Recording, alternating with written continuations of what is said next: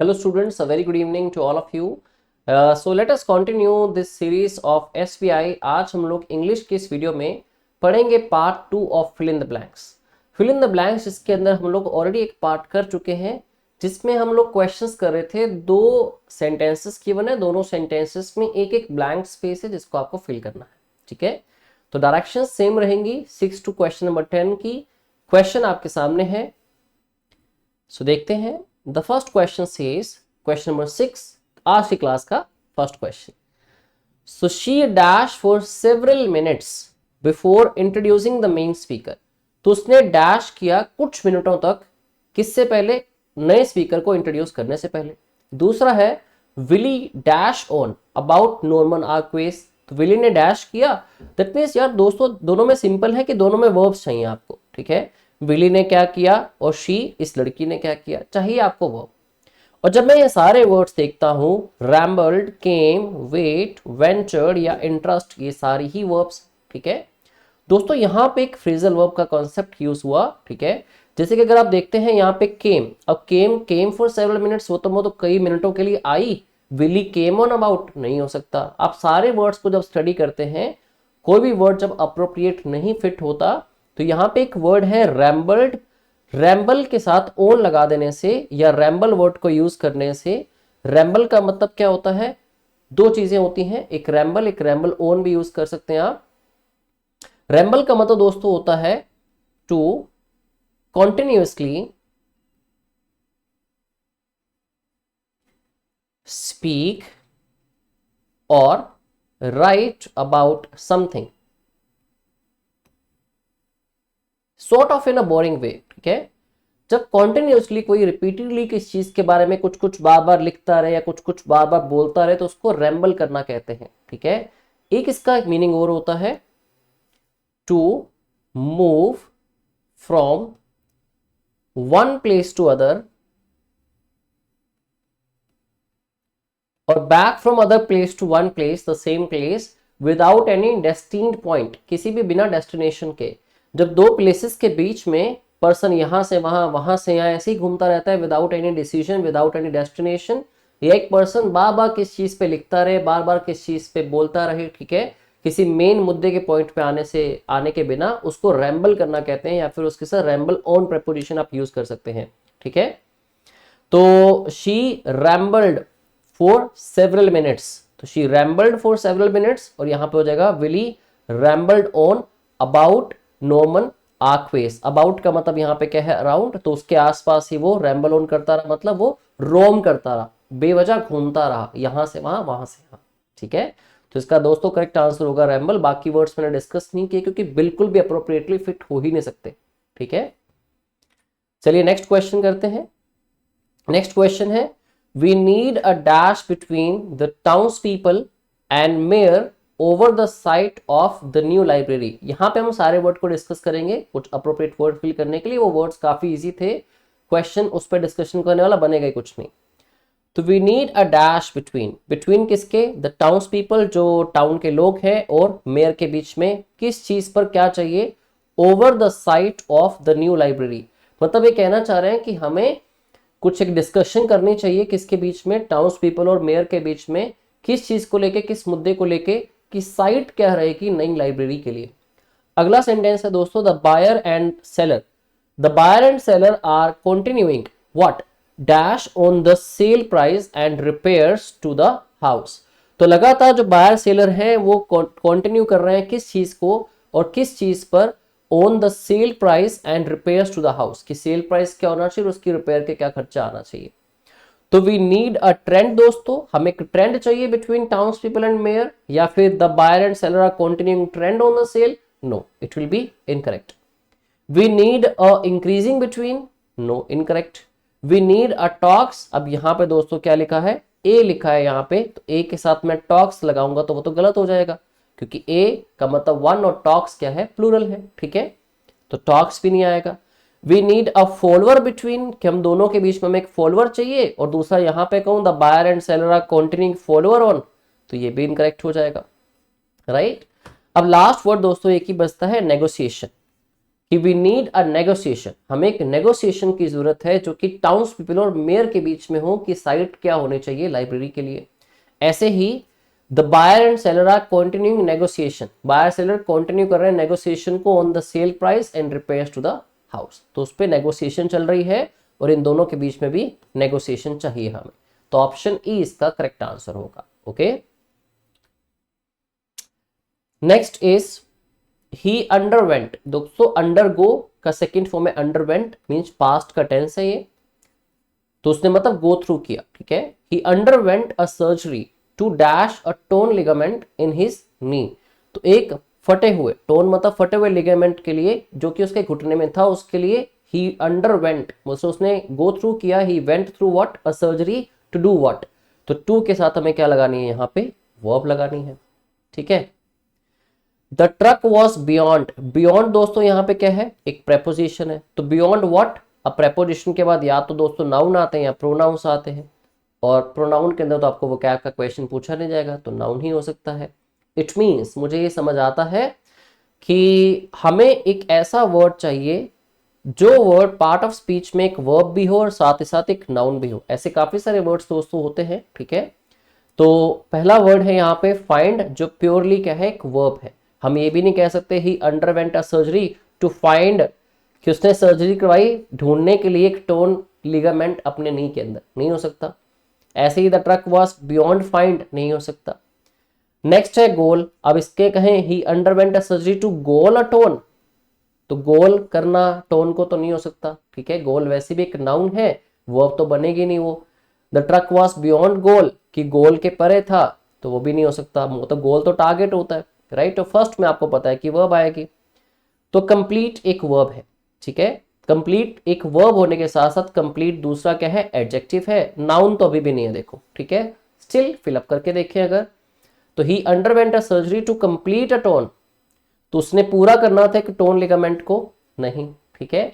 और beyond complete भी नहीं हो सकता। आंसर आपको मिल गया होगा अब, बियॉन्ड रिपेयर, प्रेजेंट वर्ड भी नहीं होगा। He underwent a surgery to repair a torn ligament in his knees, तो रिपेयर करने के लिए उसने सर्जरी करवाई। रिपेयर क्या होता है दोस्तों, वर्ब होती है जिसकी सेकेंड फॉर्म होती है रिपेयर्ड, थर्ड होती है रिपेयर्ड, और रिपेयर नाउन भी होता है जिसको रेनोवेशन कहते हैं हम लोग, ठीक है।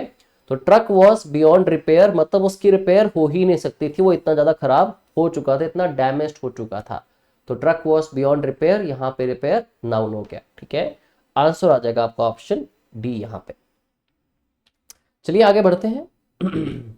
Next question is she dash from the other people as she grew older, तो जैसे ही वो बड़ी हुई उसने अपने आप को बाकी लोगों से डैश कर लिया, ठीक है।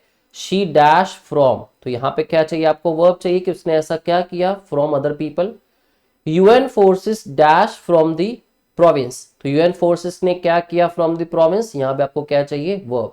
अब दोस्तों आपको एक ऐसी वर्ब भी चाहिए जिस वर्ब के साथ प्रेपोजिशन फ्रॉम ही लगती हो, क्योंकि आप देखिए दोनों जगह फिल इन द ब्लैंक के बाद फ्रॉम लिखा है, ठीक है। और दोनों में ही आपको वर्ब्स चाहिए, सब्जेक्ट्स गिवन है, सेंटेंस स्ट्रक्चर इस तरह से ही कंप्लीट होगा।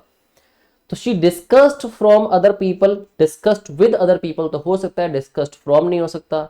यूएन फोर्सेस डिस्कस्ड फ्रॉम भी नहीं हो सकता, डिस्कस्ड विद होता है किसी चीज को किसी के साथ डिस्कस करना, तो ऑप्शन ए एलिमिनेट हो गया। ना विदड्रॉ हो सकता है, विदड्रॉ फ्रॉम हो सकता है क्योंकि किससे अलग किया, तो सेकंड फॉर्म विदड्रू लिखी है पास्ट में, तो किससे आप अपने आप को अलग कर लेते हैं, ये हो सकता है। अब डिफर के साथ भी फ्रॉम आता है दोस्तों, ऐसे तो डिफर फ्रॉम हो सकता है, लेकिन देखते हैं कॉन्टेक्चुअली होगा कि नहीं। ग्रामेटिकली तो डिफर फ्रॉम होता है, ठीक है। जैसे मैं कहूं my opinions differ from yours, ठीक है, कि मेरे ओपिनियंस तुमसे अलग हैं, भिन्न हैं। तो she differ from other people as she grew older, इसका मतलब हो गया वो बाकी लोगों से अलग हो गई, ठीक है, जब वो बड़ी हुई। UN forces differ from province, तो प्रोविंस के साथ कनेक्टेड थोड़ी थे जो वहां से वो डिफर हो गए, ठीक है। प्रोविंस एक पर्टिकुलर एरिया, जैसे कि बॉर्डर वाला एरिया होता है दोस्त, जिसमें एक अपनी कंट्री की अपनी जो होती है फोर्सेस वहां पे होती हैं तैनात, तो डिफर नहीं हो सकता। क्योंकि डिफर आप कैसे करते हैं, या तो आप क्वालिटीज में डिफर करते हैं किसी के साथ, या किसी ओपिनियन पे या किसी सजेशन पे, ठीक है। नेक्स्ट आ गया, तो कॉन्टेक्चुअली करेक्ट नहीं होगा, ग्रामेटिकली डिफर फ्रॉम होता है।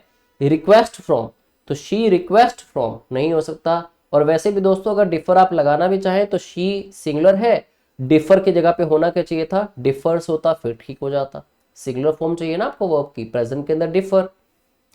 रेफर के साथ क्या होता है, टू होता है, तो वैसे भी शी रेफर टू कहूंगा अगर मैं, तो शी रेफर्ड टू होगा, तो उसने रेफर किया, किसको रेफर किया, पर ये तो सेंटेंस कुछ अलग था।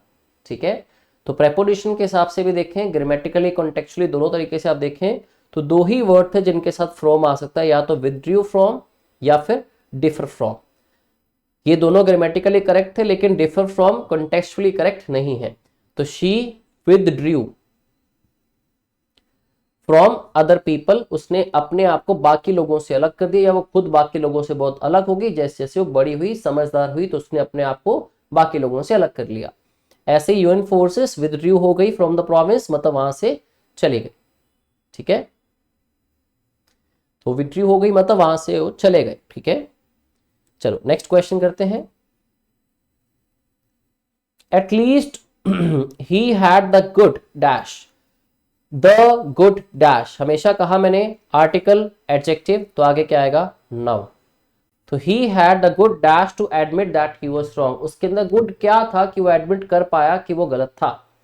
ये भी बहुत कम लोगों में क्वालिटी होती है कि वो एक्सेप्ट कर पाए कि उसकी गलती थी, है ना। The governor fell from, from क्या है दोस्तों, प्रेपोजिशन, प्रेपोजिशन के बाद क्या आता है, नाउन या प्रोनाउन, तो यहां भी क्या चाहिए, नाउन। तो the governor fell from dash after being accused of tax fraud, जब उसके ऊपर एक्यूजेशंस लगी, ब्लेम लगे टैक्स फ्रॉड के, तो ही फेल फ्रॉम डैश। ठीक है, चलो पढ़ते हैं।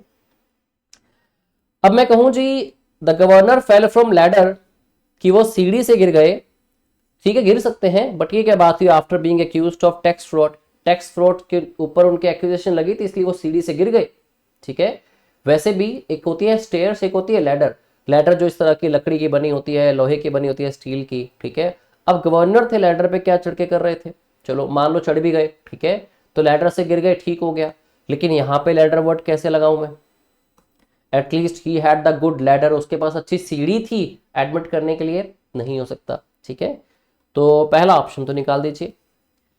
At least he had the good content, उसके पास अच्छा कंटेंट था, to admit that he was wrong, ये एक्सेप्ट करने के लिए कि मैं गलत हूं, मेरे पास अच्छा कंटेंट होना जरूरी नहीं है, अच्छी इंटेंट होनी जरूरी है, शायद अच्छी इंटेंशन चाहिए मुझे। और वैसे भी the governor fell from content, वो कंटेंट से गिर गए, कंटेंट से तो नहीं गिर सकते, कंटेंट कौन सा कोई प्लेस है, राइट, तो ये गलत हो गया। थर्ड वर्ड है दोस्तों ग्रेस। अब ग्रेस के मतलब क्या क्या होते हैं, देखो ग्रेस एक तो होता है किसी भी तरह की ब्लेसिंग या किसी भी तरह की प्रे। जब बिफोर मील या आफ्टर मील हम भगवान का धन्यवाद करते हैं तो we show grace towards God. ठीक है, एक तो ग्रेस का मतलब ये होता है। दूसरा दोस्तों ग्रेस, ग्रेस मार्क्स मिलते हैं, ग्रेस टाइमिंग मिलती है, something extra that is given to someone for something, कुछ एक्स्ट्रा जो किसी को दिया जाए, किसी पर्सन को किसी पर्टिकुलर चीज के लिए, उसको भी क्या कहते हैं, ग्रेस कहते हैं। तीसरा दोस्तों ग्रेस का मतलब होता है ability to move in smoothly,